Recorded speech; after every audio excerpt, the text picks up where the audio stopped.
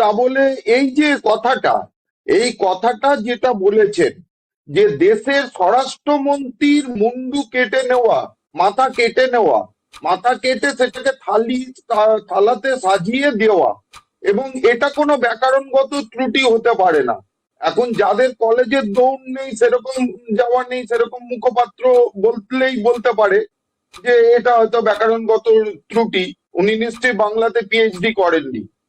তো যাই হোক, তো ব্যাপারটা হচ্ছে যে এইবার মহুয়া মৈত্রর যে এই মন্তব্যটা, আর কালকে আরেকটা মারাত্মক মন্তব্য করেছেন, ওটারও প্রসঙ্গে আমি আসছি। এই কাল না পরশু আর কি, যেদিন মন্তব্যটা করেছিলেন, তার আগে মহুয়া মৈত্রটা কে এটা আমি একটু দর্শকদের মনে করিয়ে দিতে চাই। ইনি হচ্ছেন সেই সাংসদ, মানে সেই বিদেশে কর্পোরেট মহিলা যাকে রাহুল গান্ধী আবিষ্কার করেন, তারপরে ওনাকে তৃণমূল অ্যাবজর্ব করেন। ইনি বেশিরভাগ সময় বাইরে থাকেন। উনি সাংবাদিকদেরকে চারানা সাংবাদিক, দীপঙ্কর বাবু আপনাকেও বলেছে, চারানা সাংবাদিক বলতে দ্বিধাবোধ করেন না। তাদেরকে সারমেয়র সঙ্গে তুলনা করতেও দ্বিধাবোধ করেন না।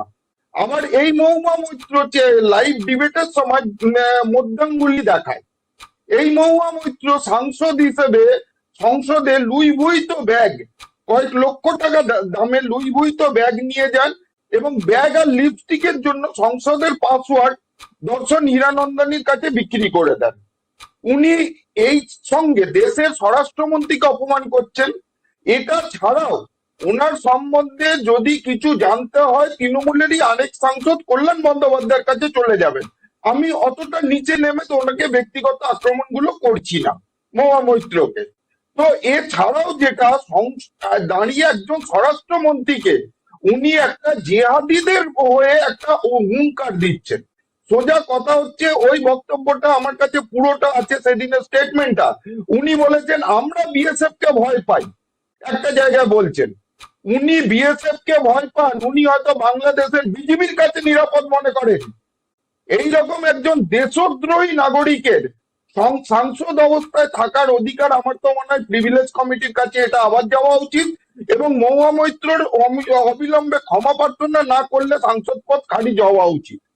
আর দেশের স্বরাষ্ট্রমন্ত্রীকে এইভাবে বলতে পারেন না। এটা আমাদের সবাইকে বলছি, অনেক কথা হচ্ছে, কিন্তু দেশের স্বরাষ্ট্রমন্ত্রীকে এইভাবে বলা বা বিএসএফ সম্বন্ধে বলা, বিএসএফ সম্বন্ধে দেশের যারা গর্ব, যারা আজকে কাশ্মীরে ওই রকম অবস্থায় তারা সাহায্য করছে যে যেখানে বন্যাতে সমস্ত হড়পা ভেসে যাচ্ছে, আমরা দেশে গর্বিত আমাদের সেনাবাহিনীর জন্য। কিছুদিন আগে রাহুল গান্ধীও এই একই ভুল করে দেশের সেনাবাহিনীকে অপমান করতে গিয়ে কোর্ট দ্বারা ভর্ৎসিত হয়েছেন এবং ক্ষমা চেয়েছেন। উনি দুটো ভুল কাজ এবং গর্হিত অপরাধ করেছেন।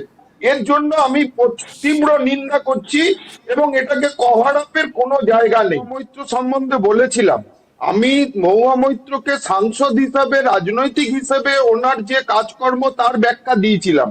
ইন্দ্রজিৎ বাবু বলতে গিয়ে বললেন আমি মহুয়া মৈত্র চারিত্রিক ব্যাপার নিয়ে বলেছি। মহুয়া মৈত্র চারিত্রিক ব্যাপার এবং চরিত্রের, সত্যি কথা বলতে কি, ময়না তদন্ত বা পোস্টমর্টম তো ওনাদের সাংসদ কল্যাণ বন্দ্যোপাধ্যায় করেছেন। ওটা বলার জন্য তো ওনাদেরই সাংসদ কল্যাণ বন্দ্যোপাধ্যায় মহুয়া মৈত্রর চেয়ে অনেক বেশি সিনিয়র, সেই উনি রয়েছেন। সুতরাং চরিত্র নয়, ওনার কর্মটা বলছি। উনি লিপস্টিক আর লুই ভুইতো ব্যাগের জন্য যদি সংসদের পাসওয়ার্ড দিয়ে দেয়, আর স্বরাষ্ট্রমন্ত্রীর মুন্ডু কাটা বলে, আর দেশের সামরিক বাহিনীকে, বিএসএফ কে দেখে ওনার যদি ভয় লাগে, তাহলে সেটার নিন্দা আমি করছি। সাংবাদিকদের চারানার সাংবাদিক বলা, সারমেয়র সঙ্গে তুলনা করার নিন্দা করেছি।